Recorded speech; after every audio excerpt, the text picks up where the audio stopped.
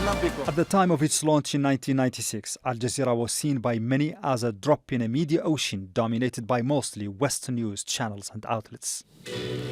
25 years later, that drop has created a flood of change around the world. 25 years ago to the day, we launched the Al Jazeera news channel. We meant it to be a present from Qatar to those who needed global news and current affairs. Before Al Jazeera's launch, the Arab world enjoyed little, if any, media freedom. Citizens from Iraq to Mauritania were told what to think and say through state-owned channels that focused on glorifying their leaders while ignoring the concerns of ordinary people. But when the channel began broadcasting under the slogans of the opinion and the other opinion and the voice of the voiceless, it earned the respect and recognition of millions, and its viewership rocketed. Thanks to your generous support, Your Highness, Father Emir, we have proved that the Arab journalist or citizen, once provided with the required margin of freedom, is able to create and become a source of news and information to the world. Thanks to God, we now see how Al Jazeera has turned into that source of information for international media outlets. Al Jazeera's different channels are now available in 440 million homes across the world, and its digital platforms reach hundreds of millions of individuals. As to its effect, it might be enough to mention Al Jazeera's role in raising awareness regarding issues in the Middle East and the global South, with special focus on daily concerns of average people instead of the elites. While most media outlets were embedded with American and British forces during the occupation of Iraq, Al Jazeera focused on the human cost of the war as it had done before in Afghanistan.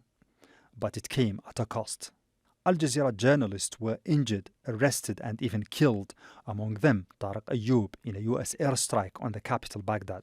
We were well aware from the very beginning that this project would be faced by tremendous difficulties and that Al Jazeera would represent a challenge for Qatar. And it did. In fact, Al Jazeera blazed its trail in an unfavorable environment. It was as if we were chiseling away at a rock. In early 2011, the network's motto was crystallized as millions of people took to the streets in Arab capitals, demanding freedom, justice and a better life.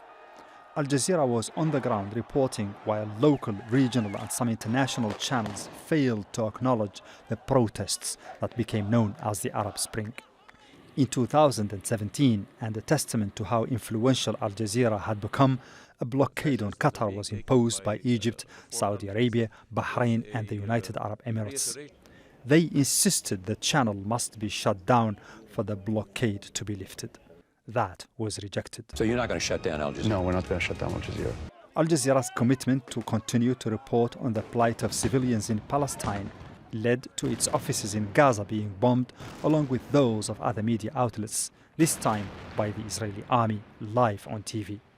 But those challenges seemed only to strengthen the network's resolve and make its role more relevant in the region.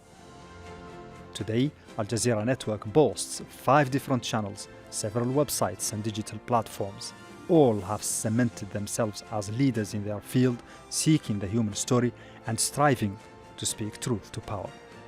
A quarter of a century has passed, and what was once described by former Egyptian dictator Hosni Mubarak as a tiny matchbox is now a global media empire and a beacon of free expression in a region that has never needed it more. Hamad, Al Jazeera, Doha.